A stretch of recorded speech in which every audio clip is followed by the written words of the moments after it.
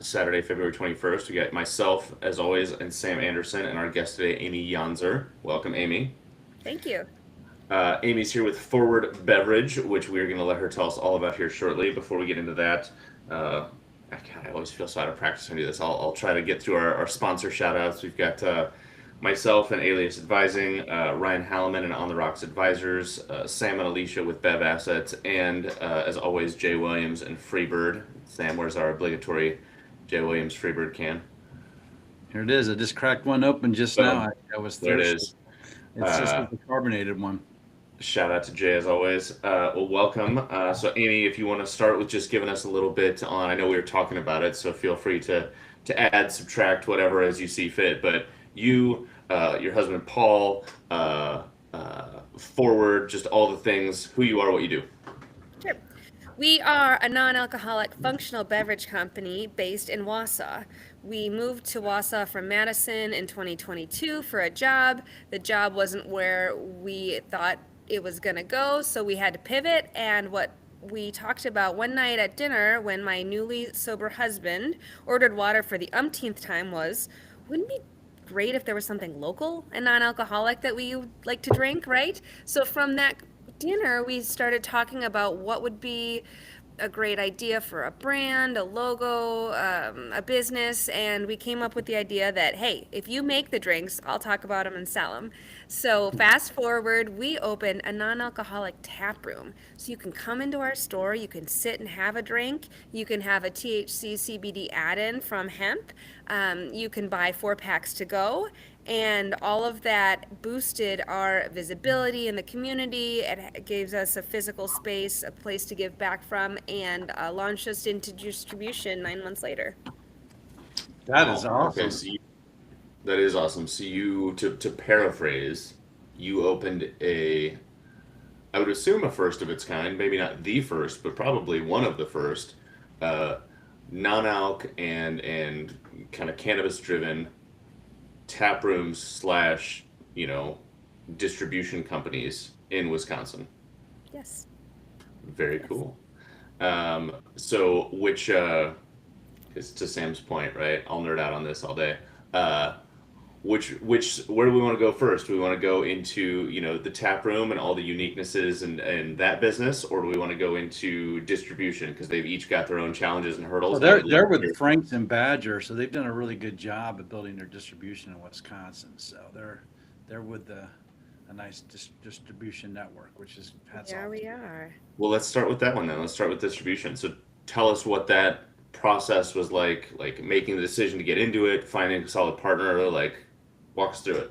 Yeah, how'd you get in, by the way? Everybody's Yeah. like fighting to get in, but you got in. Yeah, well, What's the the secret tap room. sauce? So this was my husband's genius idea. This tap room has done more for marketing and advertising than any amount of paid social or paid TV ads or radio sponsorships. I mean, people were enthralled. So we boarded up the tap room and we did all the renovations ourselves. I'm going to give you a quick, just little view over. Mm, I love it. Okay. Yeah. Mm-hmm. We're right downtown on a one-way street, so you have to drive by and see us. And very shortly after we opened, we had some local Badger reps coming in. And I was here working every day. I gave the spiel. I described our beverages. I described what they're made from. I let people try them. And then they kept bringing in their other people from Badger. So first it was the sales rep, then it was the regional director, and then the guy over from Green Bay came to visit us. And shortly after that, we got on a call with the director of spirits, who was heading all of the non-alc and hemp products at the time, and we got working with them. And now here's the great part about this. We were given a contract. We took it to our attorney and read through it and everything, knowing that things could change with this hemp bill. And so instead of a 5-year agreement, we negotiated down to a 2-year renewable contract. And as of November, that was our 180-day notice, and we were able to protect ourselves as a smaller brand in their big portfolio in case something would happen, like hemp not becoming legal in drinks anymore. Mm-hmm. So Good for we you. worked with Yeah, I do think it is something that I'm proud of as a small business, looking out for ourselves and Totally. making sure that we're thinking forward into the future. But our best-selling products are the In Fashioned, which is a play on the old fashioned, right? People in Wisconsin love it. We partner with Festival Foods. They picked us up right away, all of our hemp drinks. And then just this January, we had another promotion where we had an end cap special with them, and that went really well. Well, you got to. I mean, I want to stay on topic, but you got to. I got to find, or I have to go find it. But you have to show how this is made. They have a technology in their can, by the way, right? Yeah. And like when you pour the drink, can we do it live by chance, or is that too much We can do pressure? it live. You want to do it now or you want to wait? Yeah, yeah. Let's get All into right. it. Yeah. All right. There's no flow here, Amy. All right. Man. Or we go with the flow, I guess, is the question. So Yeah. you're gonna love So, this. the way that this came about, we applied for a small business grant through a big bank out of Chicago, and we asked for a nitro canner, right? So we have this small canning machine in the back, and my husband developed a technology. There's no widget in here, mind you, but I'm shaking it hard for like 20 seconds, and then I'm going to That's let the it first thing I sit. asked because I represent Guinness, and Guinness had the widget and the cans. Mm-hmm. Yeah. So I'm going to let that sit. What we did when we wanted to do this line of drinks, Paul had it all formulated in his head. We were canning these by hand, right? I'd set the filler and he'd go over and can it, and then we'd flip it over and stamp it, and we couldn't keep up, right? So we finally found a co-manufacturer to be able to do this for us. But what's so cool about these nitro drinks is it's a 10-ounce drink in a 12-ounce can. When you shake the can, the nitrogen activates. It kind of feels hard and firm. And then after I let it set, when I pour it, Do you have to let it sit for a certain amount of time, Amy? yeah, I'd say 20 seconds. Otherwise, it'll explode all over. That would be me. She's not Which wrong. I've done, and is really fun too, right? I want to see it poured. I want to see it Yep, poured. yep, Come yep. on. Yeah. Okay, so we've let that set. I'll tell you what's in it though, too. It's 30 calories. It's smooth like a Guinness. This is my lemon drop, so it's gonna have lemon, sativa terpenes, rhodiola. It's 7.5 milligrams CBD to 2.5 milligrams of THC. So it's just light, and that terpene gives it a really earthy, citrusy hit on the nose. When My I neighbor open it, must be enjoying this right now, by the way. I'm just kind of like, what the heck? Oh, There's look at that pour. Look at that. and then the foam ahead rises to the top. So it's like somebody made you an egg white shaken cocktail, but it comes out of a can. Adam, this is game changing, man. Have you seen anybody do anything like this? Not in the presentation. So I assume, because obviously I'm not there, but from a production standpoint, right? You've got like a chart cryodoser I don't that know you're if I using know. for No, we use like liquid nitrogen. So we fill yeah. the cans and then yeah. But now we have a co-man who can do this. Okay, so the reason I'm asking is I've not seen. I'm sure they exist, but I've not seen like a manual nitrogen doser. I've seen the cryodoser is what like your Coman probably has in line that like Yeah, senses the can and then drops a shot of nitrogen into it, right? I knew you'd nerd out on this stuff. But I think the reason I say that is like I think a lot of, again, 9 years of doing this, right? Like a lot of folks don't take advantage of. It's not even something I've talked about a ton. Yeah. They don't take advantage of what Amy just walked us through, which is the presentation opportunity with nitrogen, right? Like they think, oh, if I want a still beverage, I use nitrogen, I crack it, I drink it, I go on. What they don't realize is, like she's saying, if you shake it and kind of, because that nitrogen just sits, it's just a blanket on top, right? That's It's right. just to keep the can rigid. But if you shake it and let it set, it does give you that mouthfeel, that sensory, that texture. You just have to give it a little love first, right? But nobody does that, and so everyone's like, "Oh, cool, it's a still beverage." Because if you crack the can and drink it, the nitrogen escapes, Yeah. and then you just have flat liquid, which for some, cool. But again, like if you're gonna have a tap room, this is the experience, right? Well, think of your like an on-premise account too. They're trying to make these Shirley Temples and promote them. You can just put this in the can. It's ready to go. It's high quality ingredients, the whole bit. So I mean, I love it. So Yeah, this is what he made this for, is for on premise, right? Because everybody wants a mocktail, but it costs so much time to make that mocktail when you have a busy bar line. And if you can just shake it and pour it and go, right. Mhm. And think about in the course of an evening, people didn't stop drinking; they just changed their occasion when they drink, right? Have you, yes. Amy? Have you guys, and I may or may not be touching on something you've already thought about. Have you considered kegging some of these cocktails? Yes, so we have done that locally for bars and restaurants in town. There was a brunch that they had down around the corner from us. We kegged a Citrosa, which is our plan, the mimosa. So they could Yeah. do bottomless mimosas, right, with yuzu lime and orange. And then there's a brew house around the corner that wanted our in fashioned on keg, right? So you pour that, that's like our adult Shirley Temple. It's got aromatic bitters, rosemary, tart cherry, blood orange, and you can add a cherry and an orange, and you've got this great alternative to an old fashioned, just like we like them in Wisconsin. I had people eat lunch there. They came 2 blocks over because they saw my label on the can, and they bought 4 packs to take back down to Milwaukee, like a whole case of them, That's right? awesome. So it's just this really neat collaboration where we're able to give on premise local area bars and restaurants an alternative that gives them dollars, gets them revenue, but also like brings it back to us. Totally. So I'm yeah, to Sam's point, we could nerd out on so much of this all day long. I'm really curious to hear your perspective on.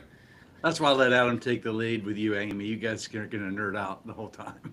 So I'm and Sam, you'll appreciate this because in some of the folks Sam and I know together in Minnesota who shall remain nameless because everybody's business is their own, but they're struggling, right, with like either their own line of SKUs or other people's of, oh my God, the doom and gloom over, oh, the hemp bill, and what if, and all of a sudden everybody was clutching their pearls and drawing back their business. And it sounds like you guys took a really pragmatic approach of like, hey, yeah, we're not going to commit to 5 years, but we're still going to do this because we believe in it and we think it's going to be a thing that people will want. So like, walk me through, I guess, or walk us through like how you arrived to that decision as opposed to, oh my God, we're just going to wait until it's figured out, or fuck it, we'll do it for 5 years. You know what I mean? Like how you got to that kind of very pragmatic middle ground. Yeah, I'm gonna get you samples to illustrate my point. Sure. She's great. She's a showman, absolutely. Yeah. Reminds me of Samantha Skyring. You missed that one. She was the Kalahari Salt person out of South Africa. Hmm. Great. So when we launched with 8 SKUs of 2 styles. So these are my soft cocktails. They're not mocktails because there's nothing mock or missing about them. They're made with real juice, extracts, electrolytes, and we use a gum Arabic to give that mouthfeel, right? And so it's not filled with sugar. This is 50 calories. It's got pink guava, Meyer lemon, Himalayan salt, and coriander. It was inspired by a beer that my husband used to love, right? He's not drinking anymore. This is the same flavor, but this has the hemp in it. So when we opened, we already had 2 promising NAs for people with you either want the hemp or you don't, right? What we knew when that farm bill was coming through was if this goes away, we still have these, right? And then we launch into this more with more adaptogens like lion's mane, rhodiola, anything else that Paul can put into a can that people are wanting with that. So we weren't terribly worried about it. These are 60% of our business, however. In Wisconsin, people want to drink hemp and they want to get high from it. So we launched at 2.5 because we're like, oh, it's sociable. People can have 1 or 2 or maybe even 3.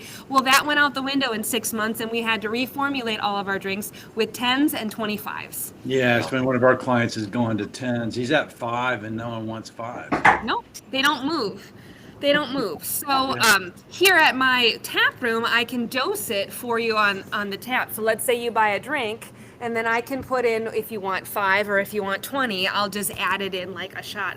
Anyway, so when we launched with these 2, we knew that if this went away, we would just lean into this more. And even with this nitro cannabis cocktail that we have right here with the terpenes, we'll leave those terpenes in so you still get the essence of the cannabis cocktail, but we would take out the hemp and CBD and put other things in it. So that was our solution and workaround of what would happen if something like this came about. Thank you. B, well done. I mean, I Sam, love it that Adam's like in the center here with you. Like you guys are just nerding out. This is fantastic. Well, it's, I mean, agreed. I think Sam, how many times have we talked to other folks personally or on this show about like, I mean, prime example, there's what's his name? Gary. Gentleman named Gary works for a vodka company out of Chicago, right? Yeah. And he called me a while back. Forgot how he found me. Might have been through Alicia actually.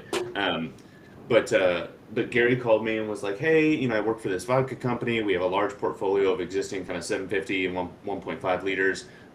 We want to get into the canned business, both canned cocktails and THC." And I was like, "Okay, great." So we had a very nice, 30-minute, 45-minute phone call, and part of that conversation was, well, what happens if this bill, kind of rains on everybody's parade? And I was like, dude, brand identity is brand identity. So like, don't, if you're gonna go into cans, like, you're clearly already known for vodka, do a vodka cocktail, right? Like, do a Paloma or do a whatever, right? A vodka mule, what have you.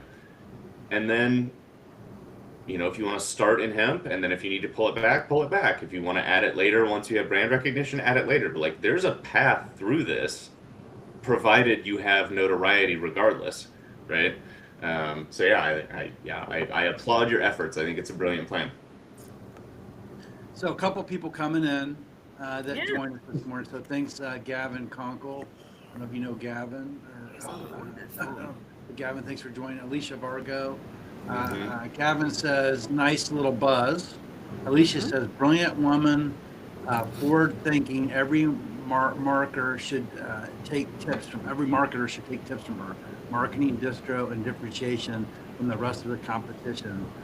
This is really good stuff. Wow. Thanks, Alicia. And then Garvin says, I keep seeing tons of data on alcohol consumption among Gen Zs plus Gen A. Seems dramatic decline across all alcohol. Are consumers shifting to this THC or anxiety relief drinks en masse? Or what did she say? Eliminating altogether. Yeah. So are you saying the younger crowd? When I love having this tap room because I can ask people, why are you here? How did you find out of us? What makes you drawn to non-elks, right? And Yeah. Gen Z is not drinking, and at least in this area, the THC as much as I thought they would. I thought they'd be all over it. They don't want anything. They want the straight up soft cocktails. They want to feel everything. They come and they like bring their knitting in and they do that, or they play cards. Like they're not as interested. Gen Z is knitting and playing cards? Yeah. That sounds like my grandma. Yes, there is. There's a throwback to that, right? That's what I'm seeing. Fascinating. Interesting. That's I mean, again, though, it's and we've talked about it, Sam, before, you and I, even not on the show, just like the non-alc tap room, right? Of just giving folks a place to go chill and hang out and play games without the pressure, right, of having to be there to drink, right? So is okay, so let's take it a different direction. So you've got distribution, you've got the tap room, like, where now? Like, is it just growing both of those arms of the business, kind of slow and steady wins the race? Or are you like, hey, we want to open a second location in Madison? Like, what happens next? So that was our original plan. We knew that there's a million CPGs on the shelves, but what sets us apart is this tap room. So let's put tap rooms in the cities around the state and then expand out from there. And then you have this connection to the brand, this connection to the experience, right? oh, cool. We have Adam quickly recommended realized. tap room in Minnesota. We're going to go into business together. Right? I mean, I've already talked to the people who can franchise this for me, so I'm just waiting because we do have a system of how we can get our beverages on tap and then ship them very easily. We've already thought about this. But that's really on hold for right now because we want to lean into the wholesale a little bit more. Now, there's two other legs of my business that I'm excited about. One is e-commerce because I can ship almost anywhere with these. Now, that will change in November if nothing happens legally, but I have shipped to, I don't know, well over 20 states, right? Like people just find my stuff and they buy it, which is Are you super just cool. in your back room, just like boxing and shipping? Yep, And I've got all my supplies over there. I've got my label printer here. I ship them. I know the UPS guy, so when he's there, I'll like give him my packages. Otherwise, I'll run them like 10 minutes down the road, right? It's great. And then the emulsion that we use for our CBD THC, my husband makes himself.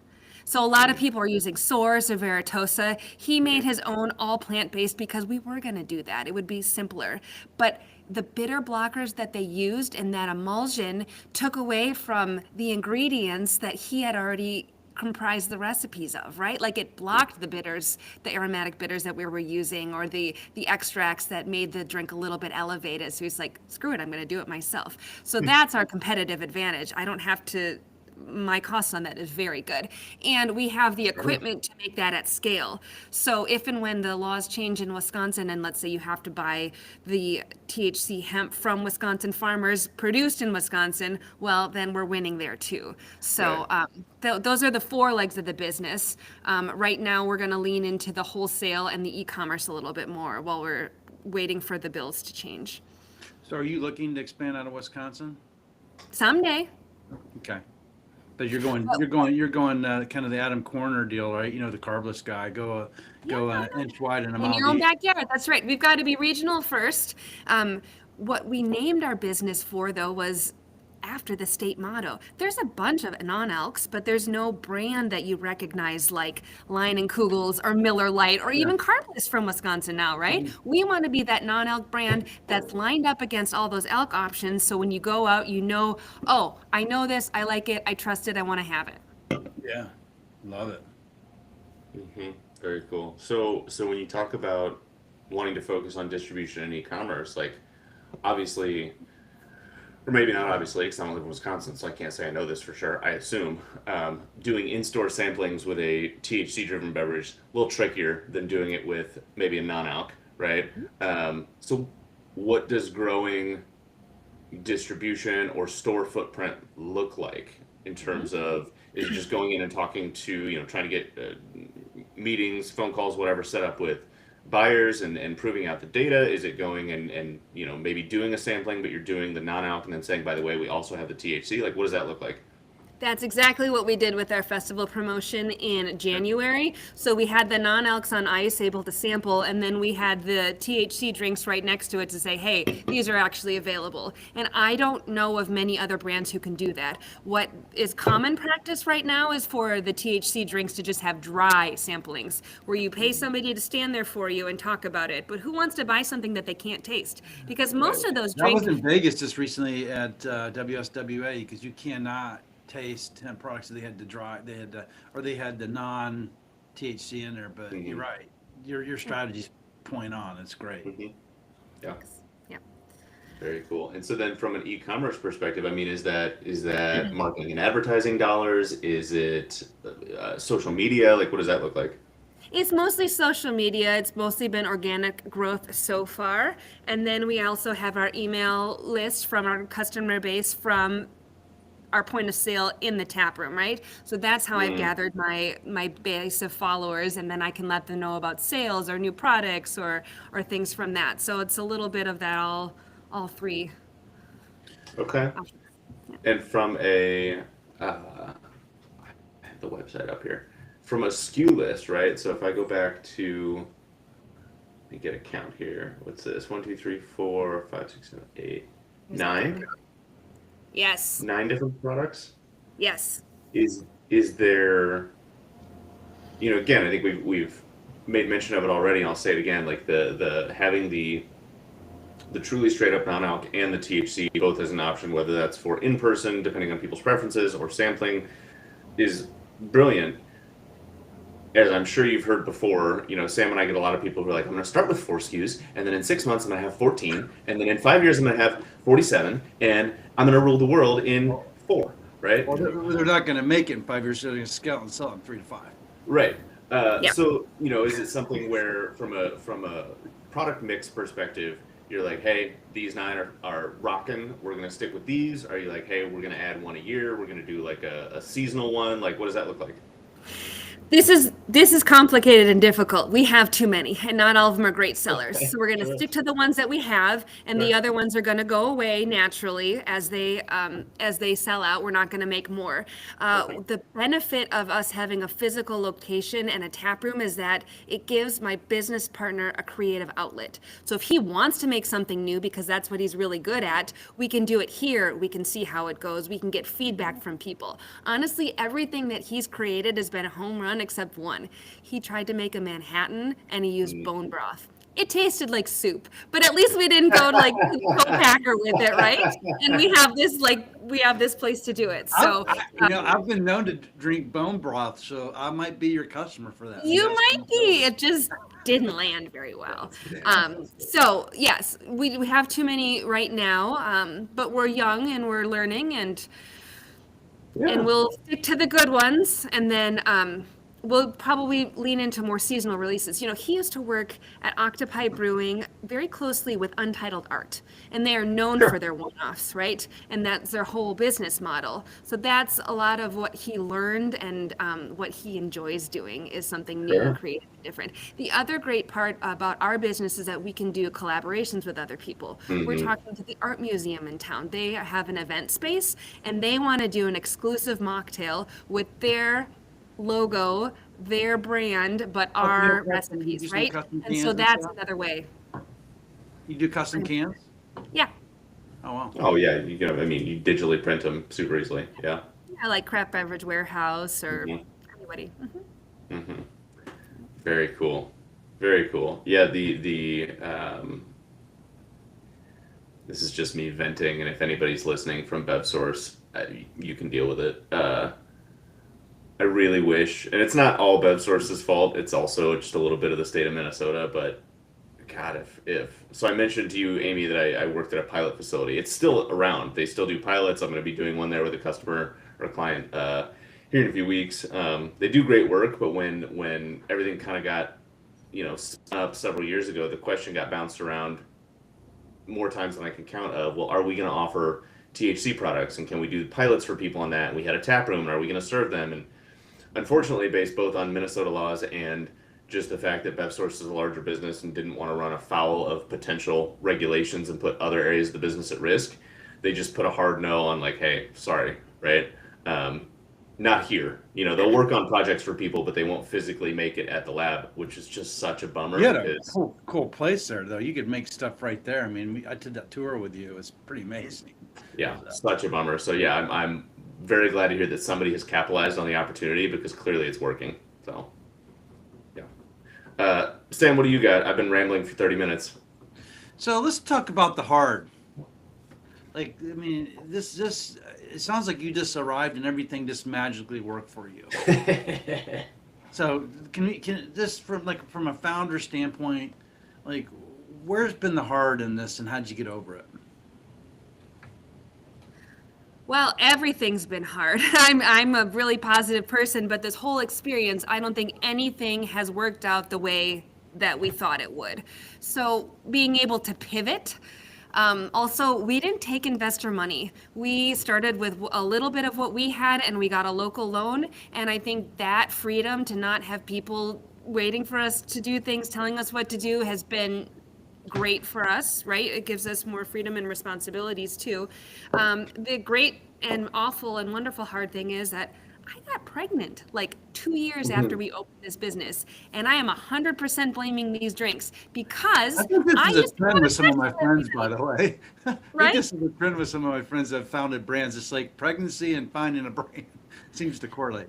Yeah, well, it wasn't planned and it wasn't ideal, but it's our greatest blessing, right? But again, that unexpected, oh shit, now what are we gonna do, right? But it's been a great story, because guess what? I used to say I would have had these soft cocktails to drink when I was pregnant, and sure enough, I went to a Christmas party and I wasn't ready to tell everybody, but I could have these, and nobody was questioning me, right? Because it's okay not to drink alcohol anymore when you have an adult tasting and looking product. Go ahead. No, I'm listening. Go ahead. Yeah.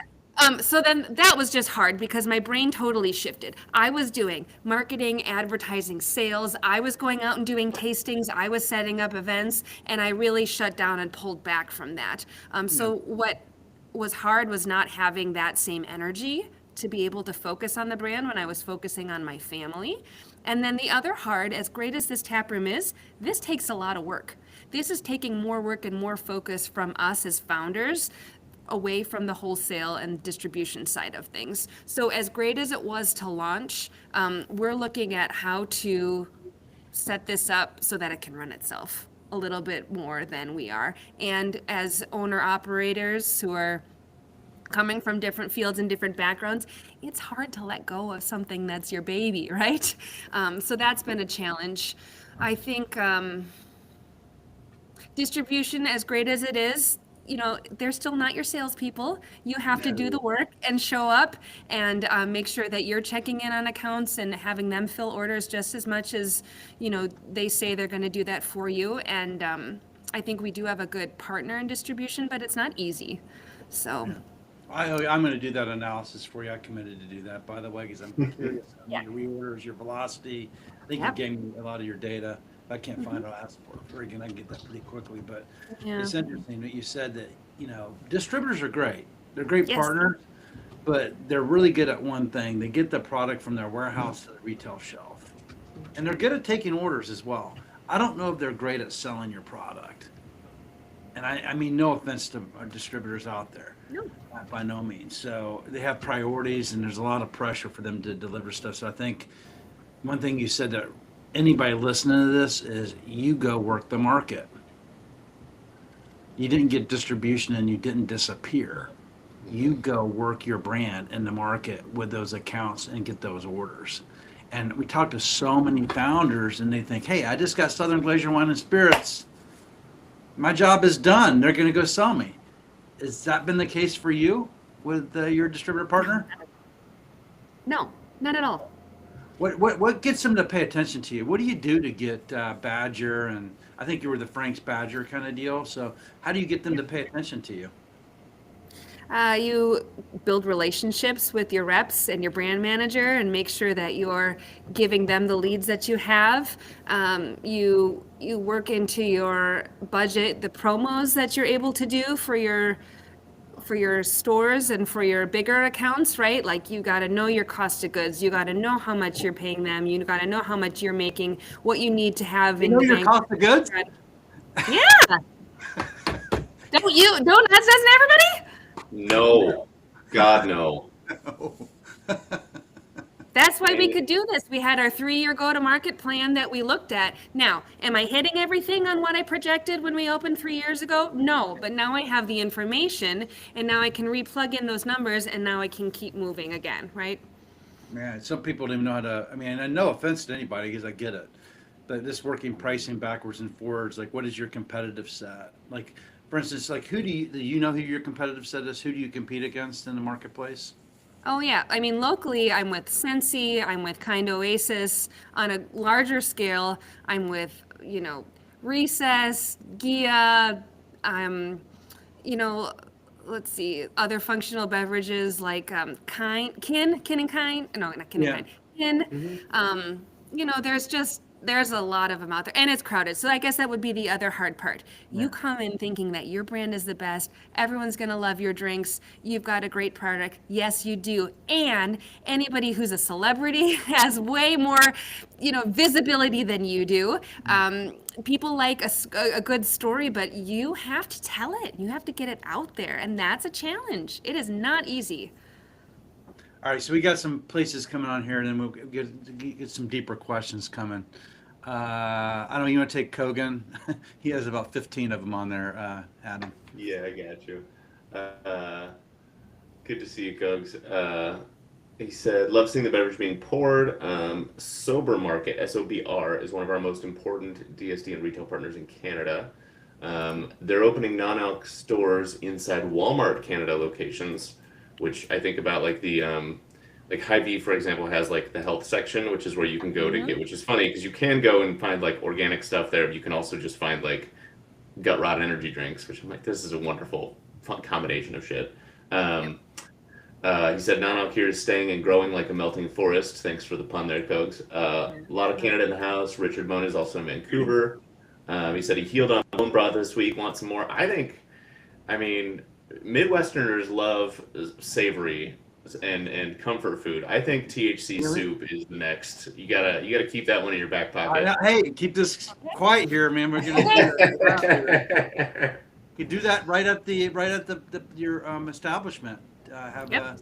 a soup ready to go. Actually, I drink a lot of bone broth. Believe it or not, when I don't feel well, get gastritis. I'll just have bone broth.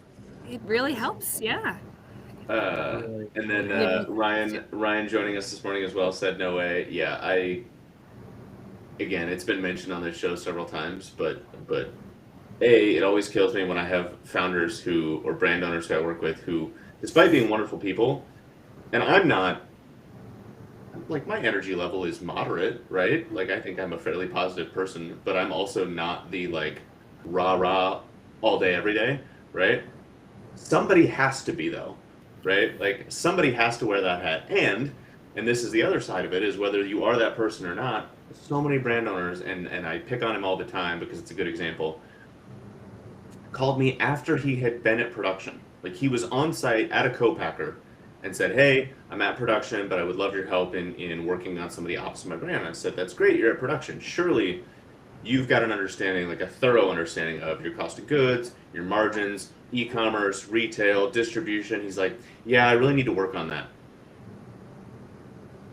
What now? You're making product and you have no idea what the numbers are going to be? What's a good Adam? This is for you. Maybe Adam, Amy, you can answer too.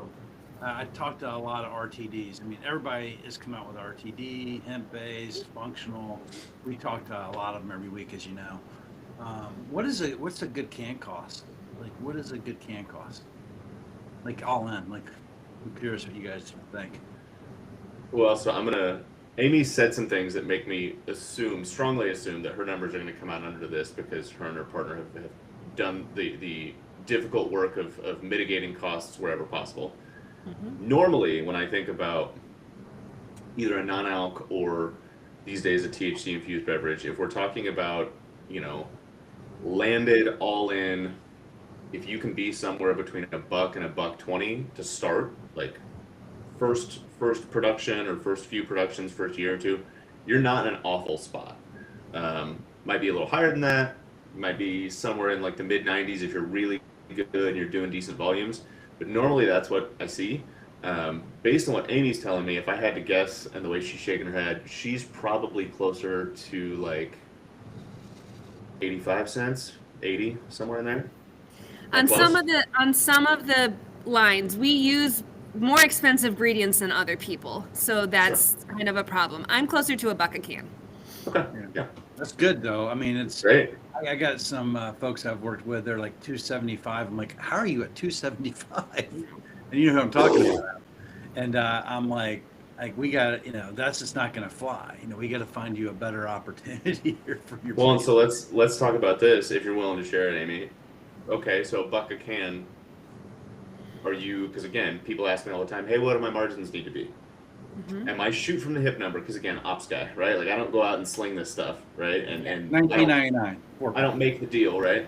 Yeah. So like, hey, what do my margins need to be? And I'm like, well, you'll get people's attention if you can give them 30 to 40%. Mm-hmm. Right? Would you say that that's kind of the window you guys are either falling in or trying to fall in? 30% is what we do with our distributor. Yeah. It's 30 to the distributor, 30 to the retailer. At the end of the day, it seems to be the price of poker as we move. Now, that's half my business. When I sell directly from my tap room, I'm getting that cut, right? And we negotiated that I can still have self-distribution accounts too. So I don't have to do everything through them. And the e-commerce is also good for us. We do $8 flat rate shipping, which most of the time works out for us, but some of the times it's a little bit better for the buyer, and I'm still selling directly. So that's where we are right now. Yeah, Ryan and I, so Halliman's in the comments talking about, 275, send them our way, we can help, which is true, but we have a group, they just signed on yesterday. Adam knows who they are. I do.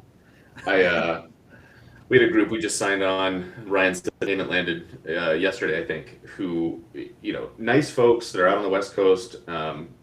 Really nice people. I've had their product. It's good. I'm staring at a carton of it right now. But they're every time we talk to them, yeah, we opened a new distributor. I'm like, why? Well, we're going to get into this market. Okay. Why?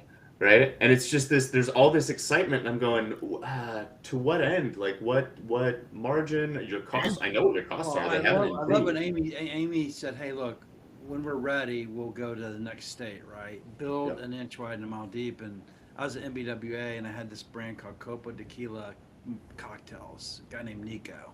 And, I'd done some business with Adam on a technology platform, believe it or not. Anyway, that he invested in for his gig workers or whatever that I'm involved in. But anyway, I wanted to introduce Nico to Adam. So I take Nico to Adam, and Adam goes, Nico, nice to meet you. And where are you at? And Nico goes, Jersey.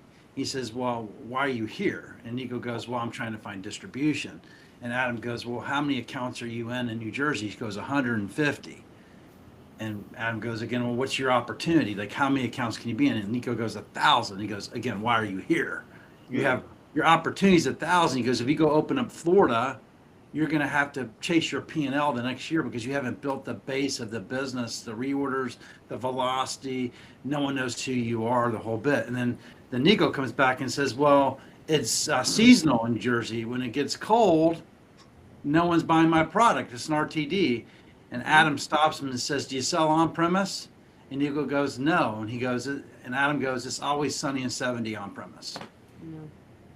So the point is like what you're doing and building your brand is exactly right. I'm not saying it's wrong. And to be fair, Adam actually looked over at Surfside, and he goes, those guys did it differently. They had a lot of money behind them.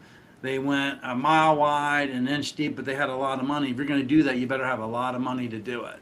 Operationally, the whole bit, and most brands don't. They start like you. They bootstrap it and they build it. So that's really hats off to you and what you're doing. I'm curious on this. This comes up at every client I talk to. They'll sign up. We have a national Boots on the Street agency, as you know, Amy, and people want to come, have us represent the brand.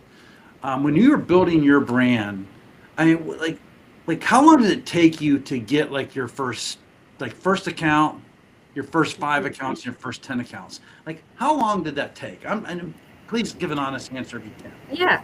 Well, we signed the lease on this space in May of 2023, and we renovated it ourselves. Everything but the lights and the plumbing, Paul, my business partner, did. And I helped. I ripped up floor, I cleaned, I painted. I mean, we did all that. So then when we opened, and this is a great story, when we opened the tap room, I had no canned product. We just had kegs. Paul was mixing them in the back. And what we did was we opened on an art festival weekend, and we sold our drinks for $5 in these aluminum cups.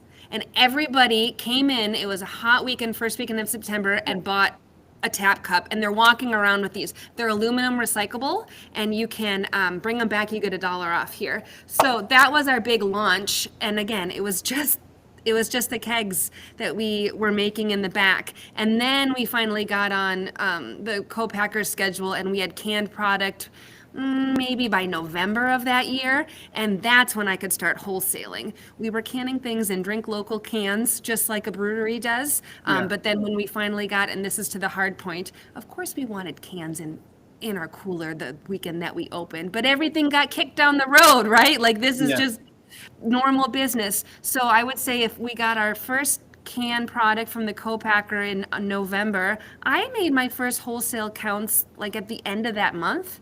Okay. You got your first account in the month? Yes, the month that I had cans. And here's why. People saw us, and so they had already been reaching out to me, but I had been making connections with other people about our brand, and then I could reach back out to them and say, hey, I have product to sell, do you want some?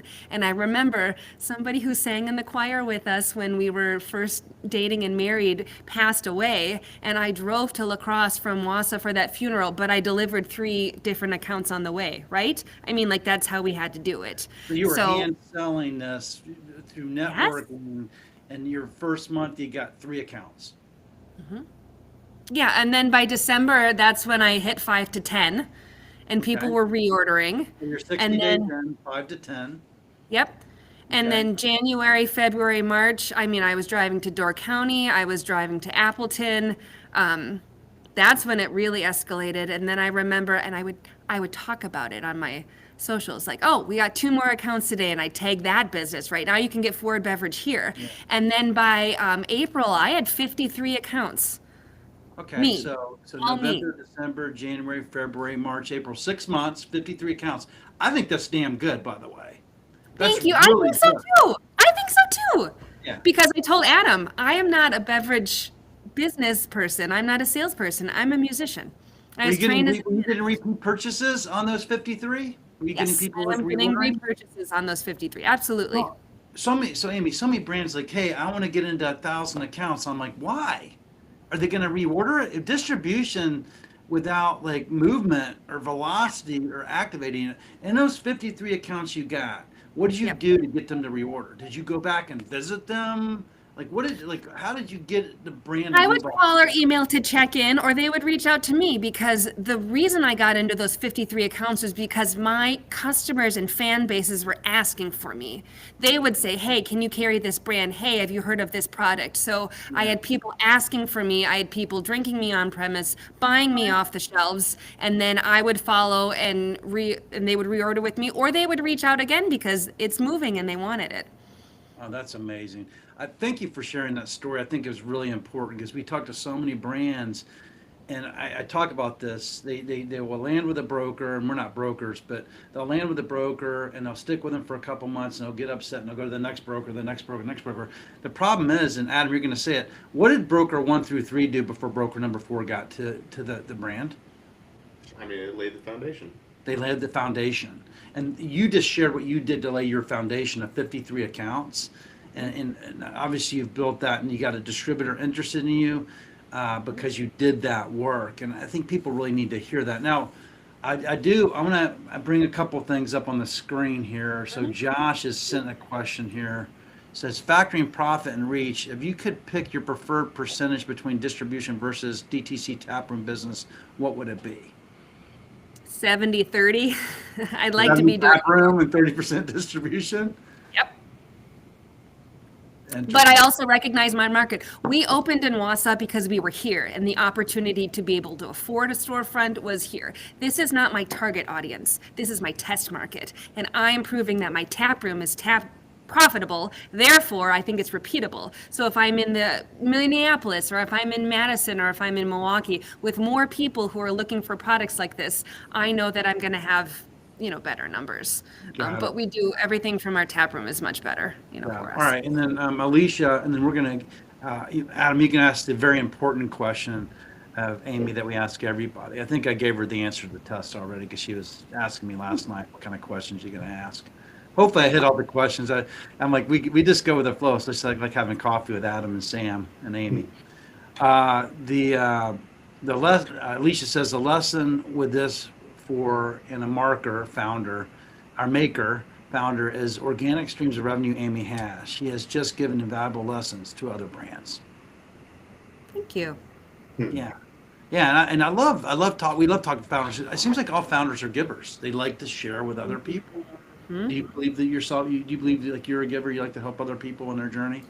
Almost to a fault. Like, I have been paying people to help me work the tap room, and I probably should have stayed working myself, but I was 9 months pregnant, right? So that's what we had to do to survive. So yes, generous, and then founders will know this too, and small business owners. everybody wants to ask for donations. Everybody wants to ask for help, even if they haven't tried your brand or tried your Yeah. product. So we choose what we love, right? Like we were at the Children's Museum last night because they had a big fundraiser and we've got 4 kids. You bring something to town, we are going to support you. There's a local gardens that, we donate to because our kids love going to camp there. Things that we believe in that make the community better. Yes, 100% will always help you out. But there's a lot of people who will come and ask for things even though they've never tried your product, and you just have to smile and grin it and bear it, right? So we donate when we can, but we don't say yes to everybody or everything. Well, truly, what you've shared today has been invaluable.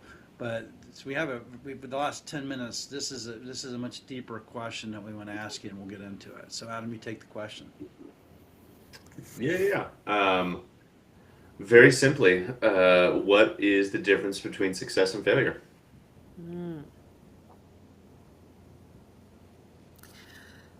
Well, failure is just not getting it right the first time. It doesn't mean it's the end, and it doesn't mean it's over. I think success looks like being able to provide for my family and to give back to the community. And we are still doing that, and we're going to continue to do that until we get really, really big. What keeps you going?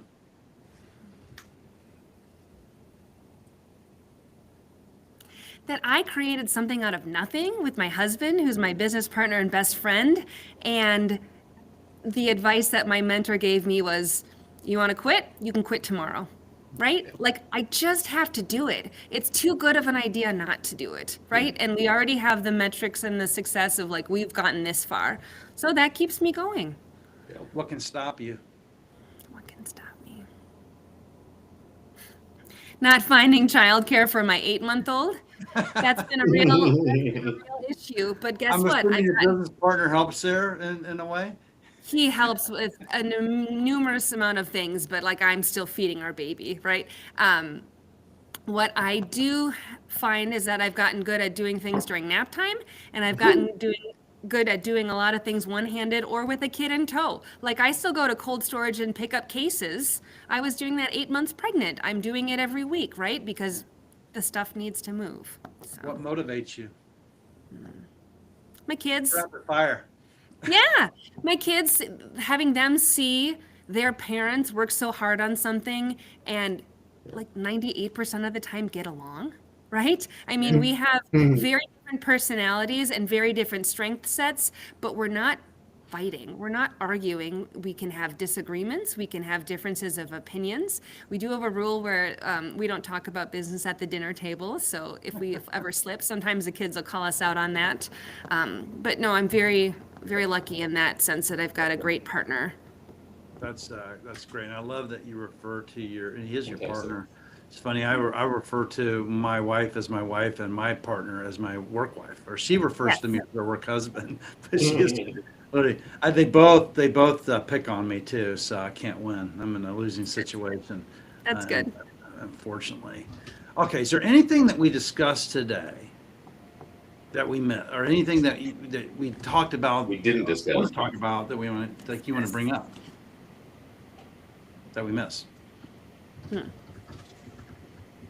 I think just like the quality of our beverages and what sets us apart in the marketplace. So yeah, there's a lot of pretty cans. There's a lot of things that, to be honest, some of them taste like shit. Like I can't believe people don't taste what they're putting in cans. It's terrible, especially in this. You've been around too long, by the way.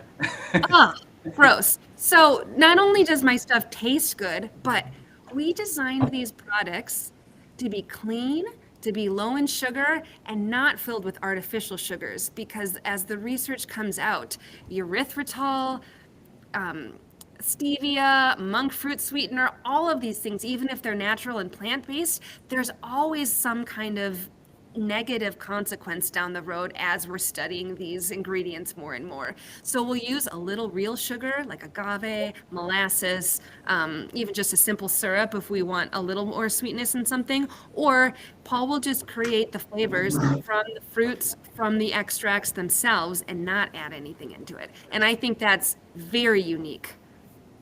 And that's what drinkers are looking for. They care about what they put in their bodies. How do people find you? People find us. I mean, the on-premise thing is huge, right? You see us and you have us, and then you're like, oh, Wausau. I know where that is. So that's how they find us. They can find us on our website at www.forwardbev.com. And they can find us at all festival food locations. We're at 43 locations in Wisconsin. And on our website, we also have a map of where we're located with pins. Did I get that right? www.forwardbev.com? Forwardbev.com. You got it, Sam. Good. I earned my pay today. And then they can find you on LinkedIn too. I think your Yes, company. I'm on LinkedIn. Amy Yanzer, founder of Forward Beverage, and so is Paul. Okay. What's next for you guys? We're going to figure out how to get this tap room a little, I would say it's like 80% running by itself, but I want it 100% off so that we can focus on what we're going to pivot to if and when these bills don't change. So the nitro cans are what's next for us. It's just a question of whether we're going to put the THC hemp into it or if we're going to take it out and lean into the functional. That's I think you definitely should lean into functional and some other types of adaptogens within your products. That's what I would advise you to do. I don't know. What do you think's going to happen with this hemp bill? What are you hearing? In Wisconsin, I think that the ban will take effect in November, but that when everybody comes back in April of 27, they'll pass some regulation. So I think it will go away in the state. Oh, really? Interesting. So you're prepared for that, though? Is that because it's conservative, or I'm not going political, but it's just I think it's general. Nobody can let the other side get a win. So there's several bills presented, but they can't agree on something that's going to support businesses, consumers, even the 3-tier system. There's a bill sent, that way that nobody can get enough votes on. So I think that's what's going on. It's interesting. I saw something in communications. I know you obviously know Diana Eberlin and folks, I'm assuming. It's like a 2-year extension or something, or a 3-year extension. That's what has been suggested. They want to extend this national 2018 hemp bill for 3 years so that we have more time to figure out the regulations. Yeah. Do you think that'll happen? I don't know. I don't trust a lot of compromise happening here in our government right now. They can't get it together. What do you think about age gating and self-regulation in order to get things pushed through? Well, they absolutely should age gate this. We actually say 18 and up here in our tap room because if you can vote and if you can sign up in the military, we think you can have 5 milligrams of THC plant-based hemp in your drink. But when the laws change, we will change right along with it. Got it. And the 3-tier system, do you see that as a great place to regulate distribution and sales of product? What's your feeling on that? They already have the system set up, right, with the TTB. It is an intoxicating substance, so it should be regulated by someone. And that has already proven, to be a system that works. It's difficult to play in that space as a small brand because there's a lot of national brands that are going to just have more money and more energy and more time to fight for that shelf space and play in that. But if that's where it goes, that's where it goes, and we'll figure that out along the way. But what you said at the very beginning is people always want to come to us and play in the ocean. They want California, Texas, they want New York, they want Illinois, and Florida, right? I mean, a lot of our boots on the ground are in those states because everybody wants to go to the states, but those states are expensive Yes. to play in. And we always talk about tertiary markets like Wisconsin, Minnesota, Missouri, New Jersey. There's so many places you can build a brand. I mean, you can build a $100 million business in 2 states. I'm sure I don't know if you've done the numbers. Look at your number of doors in Wisconsin alone, and then look at your neighbor, Minnesota. You can build a big business just in those 3 states. And if you want to float down to Illinois, a little bit of cost to play down there. But Right. even if you get outside of Chicago and go down to downstate, you can build a nice business. You don't have to be, my point is, you don't have to be national. You don't have to play in the ocean. You can play in rivers and streams and be very successful. Yes, and that's again why we named the brand that we did, because we saw this opening for a Wisconsin-based NA. I love it. I love it. Did I miss anything else? And I asked you two to remain on the line, but let's just go around the circle like we always do. We'll start with Adam, and then we'll go to Amy, and I'll close it down.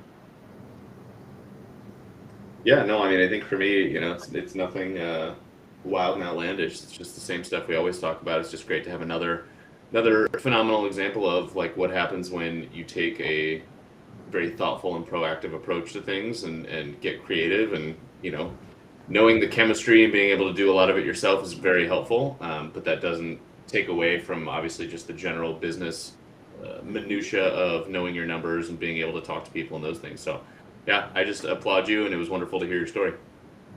Thanks, Adam. I want to thank you both for having me on. It was great to talk about my business and my brand and our plans and the challenges and difficulties of starting your own beverage brand in your business. But we have some real opportunity, and we're really excited to move the beverage industry forward. Yeah, absolutely. And I'm going to flash on the screen how to find you again. So www.fordbev.com. Please reach out to Amy, and then it's Paul, right? Yes. Paul is the mad scientist. He's the Oz behind the scenes, making these drinks, I'm assuming. So I want to call Paul. I was like, actually excited to see Paul. So maybe next time we can have him on. We'll do a round 2 with just him, and then I'll stay home with the kids, and then you can ask all of your science questions to him. That'd be awesome. Yeah, He'd love it. 100%. And by the way, you're alumni now, so you're always welcome back Thank you. to Drink Up. We ask you if you can join us in the chat. I tell everybody this, if people can pop in. I would love to get more pop-ins. So in other words, you have the link to get in. That link doesn't change. So if you ever want to just pop in and you see something really interesting, I think it'd be really cool to actually have a few people in the hemp cannabis industry and maybe some co-packers or something, Adam, and just have like a round table. I think we need to schedule that. I'm gonna put that on you, by the way. See if you can coordinate, like getting people like Amy, Jeff, Joey Gamer.